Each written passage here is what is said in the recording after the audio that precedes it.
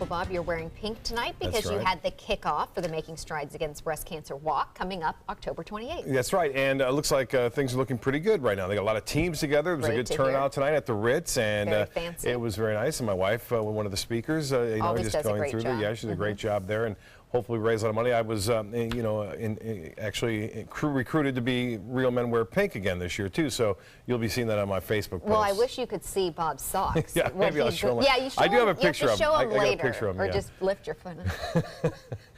We are looking. I want to show you some pictures of Okay. some great sunsets tonight. Beautiful, This is yes. actually looking to the east, the towering cumulonimbus there. We had a lot of inland storms. This one coming from Nokomis, Terry Adams, looking off toward the east. This one toward the west. Art, again, always getting some good shots in there, and that should say Art Conforti. I don't know if yeah, it does. Okay.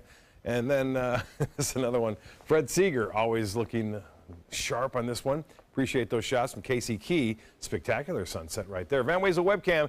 Pretty calm out there in the waters today. It'll be the similar conditions again tomorrow. Some high cirrus clouds moving in from the basically southwest to northeast, and it caused for a nice sunset. Well, not a nice sunset tonight over parts of the Tennessee Valley. Big storms there blowing up over the northern portions of Alabama tonight, and still some reports of some rough weather there going on, and even some flooding problems throughout Tennessee and the southern portions of Kentucky. Well, a lot of rainfall still at this hour. A little unusual to see it still hanging out at this time, but it's still fairly significant. One lone shower just south and west of Venice right now. That could clip that area. I mentioned the heavier rainfall near Orlando, Interstate 4, tough driving near Disney, and Winter Haven also getting some big storms. What's happening is that this trough axis left behind from, again, Harvey is pushing off to the east as Harvey moves to the northeast. That's bumped this ridge of high pressure that was right over the top of us to the east of the state, and that means we're going to see an increased moisture availability for showers and storms over the upcoming days. Now, the heat index, I wanted to show you this just at this hour at 93. At one point today, it was 106. That's what it felt like right around 3 o'clock this afternoon. It was hot out there, and the lack of storms around the coast kept things very warm even at this hour.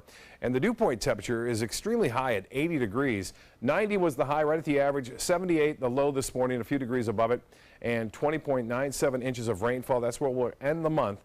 Looks like with very heavy rain earlier this week. 82 in Orlando, 85 now in Miami, and 86 in Key West. Temperatures warm all across the peninsula.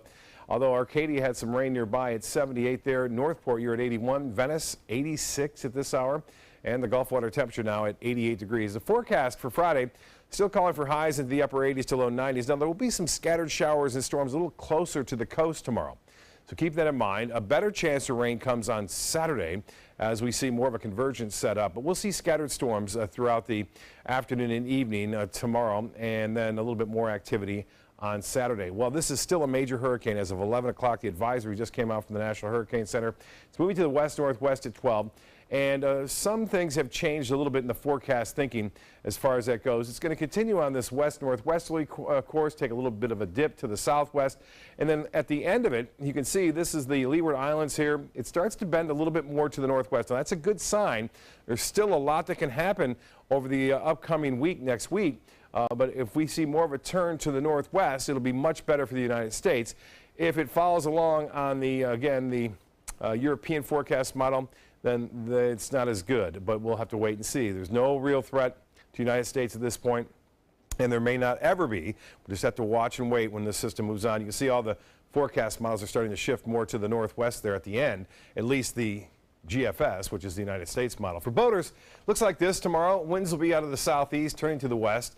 It shouldn't be too bad out there. Tides right there, 3:35 in the morning. The next low tide, high tide coming in the after the sun rises. Partly cloudy skies, isolated shower or two still possible, 78 for low.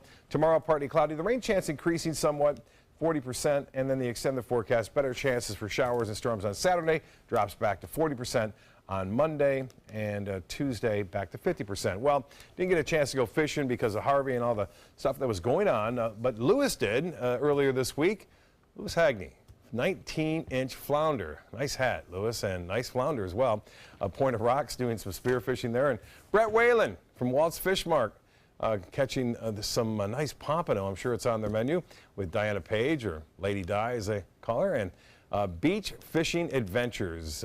This one, a nice snook. Now, snook season opens up in just about just less than an hour, and it goes through November 30th. Mike was out there with his son Connor, a nice photo you see, and Coach Steve Herrick. He was out there teaching him how to catch those sticks, and those were both within the slot of 22 to 33.